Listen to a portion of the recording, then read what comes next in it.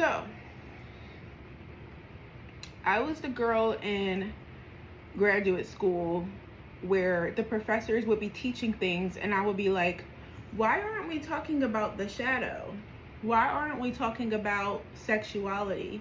Why aren't we talking about this stuff? You know what I mean? And mind you, I was 1 in 17 people accepted into Drexel University's Dance Movement Psychotherapy and Counseling program. 1 in 17 people nationwide in the year of 2016. And before then, I had got a degree in psychology. So I came into this field already knowing stuff. You know what I mean? Into this class already knowing stuff. But I learned that there's a lot in these master's programs. I'm not going to say nothing bad about nothing. But let's just say there's things that were kept out that we should be knowing. You know what I mean? Like sex and the shadow and things like that. And so the reason why the shadow fascinated me so much is because as a psychic medium, I always see people for what they're not saying.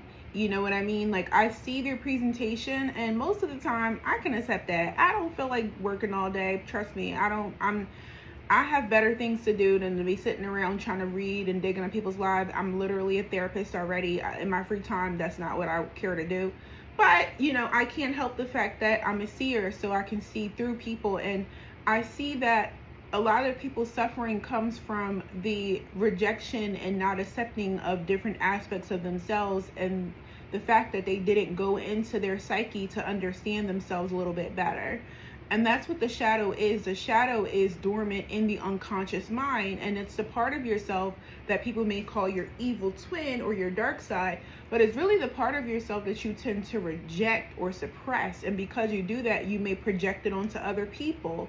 You may sabotage your life. You know what I mean? You might continue to have the same patterns in life. It's like people are going through life and they're struggling so much, but they have the power to change it by literally going into their unconscious, going into their shadow, seeing what's going on and transmuting that energy. So that is shadow work. And the crazy thing about it is, even though Carl Jung, the famous psychoanalyst, which I do very much appreciate him, although he coined the term shadow work is actually very ancient. Very ancient. This is things that ancient civilizations understood. You have the stories of Persephone, the stories of Inanna and Ereshkigal. You have these ancient stories where in order for someone to come out as the true full embodiment of their God and goddess self, they have to go into the darkness first. They have to descend, they have to descend into the underworld. So shadow work is the process of descending into your own personal underworld to navigate that energy, transmute that energy. And then once you go through the process of shadow work, you ascend back, you know, and become like your full, most powerful self. And so I was just like, why aren't we talking about this? You know, it was just so frustrating. And so that was like a very big beginning of my journey when it came to becoming a shadow work practitioner, because when I operated in the framework that was given to me by, you know, professors, don't get me wrong, there are things that are helpful, right? My clients were not being like healed. They were given coping skills. You know what I mean? Like coping skills to function. But my thing is, as an ancient healer and a priestess in society, you know, I can see that you can actually heal from these things. These are things that you can heal from with certain ways of navigating this. So that's where shadow work came in for me. I use shadow work with my clients, and all the time I hear, I've been in therapy for years and nothing's ever worked. Like, you know, like this does, and inner child work too. People hate themselves a good deal of the time. They don't know how to love themselves, to be completely honest. And it's not because they're horrible or wrong or this, that, and the third. They were not taught. This matrix wants you to not love yourself.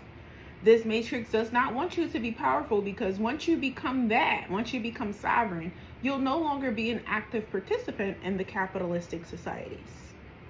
And so there's reasons why certain energies are kept from you and why certain things are not made public. For example, why aren't we teaching social emotional learning in schools? You know, why is that not a thing? Why are we not teaching taxes and whatnot in schools? You know, it's just so much that you already know what the vibes is giving. But anyway, so shadow work is something that I personally had to do because I come from a wonderful family, but I also come from generational trauma. You know, I am the chosen one that's meant to break certain patterns and, you know, energies in my bloodline on both my mom and my dad's side. So, you know, and then also I have my own past life stuff, like coming out like how I am right now and like being me in this world, even though I can feel the projections of other people over the years. They may think reading tarot is weird or this, that, and the third. Being someone who no longer seeks external validation or approval, you know, and is willing to be different in the world, even if I'm judged for it, that took a lot of shadow work. That took a lot of inner child work.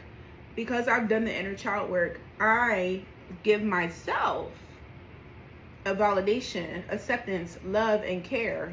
Therefore, anything outside of me is just a bonus. I don't have a hole in me that's looking for someone to fill. And a lot of people, they act like this, you know what I mean? So some things that I see in the world where, you know, people need to do shadow work is they're constantly putting on now there's nothing wrong. I'm an artist, so there's nothing wrong with putting on a performance and a presentation and this, that, and the third. But a lot of people's their self-worth comes from what they can accumulate, what kind of watches they wear, what kind of cars they drive, what kind of hoes they F is how they say it. You know what I mean? But behind closed door, they be depressed, they be wanting to jump off the cliff. You know, not to be insensitive about it, but it's just like you're not really fulfilled from within because you don't really like yourself. You don't really love yourself. Everything you do is to get external validation from the world, but you have not yet learned how to give that validation to yourself. But the thing about it is you're setting yourself up for failure because you're going to get older and older and older and older. And one day, all you're going to have is yourself. Do you like yourself enough to just be with yourself? And then you're wondering why you keep choosing the wrong relationships. It's because you're not authentic. So you're attracting people who are not authentic in a relationship that's built off of ego. And now we got people taking each other off the earth and stuff like that. Domestic violence, financial abuse, mental abuse. It's just a bit much. You know what I mean? So when it comes to shadow work, it's not just like, oh, you should do your shadow work. Honey, we deserve to have a life where we truly love ourselves, where we're no longer governed by unconscious patterns that came from childhood, or we're no longer governed. We're not, you know, we're no longer not being our true self in the world because we're so afraid what other people are going to think of us, even though they don't pay your bills. They don't pay your bills, boo. You know what I mean? Y'all not understanding that you are a spirit living a human experience. You know what I mean? And we bring in the spiritual side. You're a spirit living a human experience, right? And so you come onto this earth plane and you have so much support that society and certain religions teaches you is evil to tap into. Hence, your ancestors. Your ancestors will move mountains for you. When you are alone in the forest by yourself, in those dark moments by yourself, your ancestors are with you. God and the goddess, whoever you believe in, is with you. Your spirit guides have been assigned to you before birth, before you were even incarnating. Wow, I'm seeing energy. Thank you. Wow, this is intense. Aww. My spirit guides are here. It's like a presence here. Anyhow. Oh, that was intense. Let me keep sharing. So they were assigned to you before birth. You know what I mean? To assist you on this journey. So when you find yourself lost in this world, you don't know what path to take, You can literally go into a meditative state and connect with them. And if you open yourself up enough, they'll even visit you in your dreams. A lot of us have the ability to have our psychic abilities come online, which helps you with discernment. So you're no longer allowing people around your children who are going to harm them, because when people are pedophilic, you can smell it.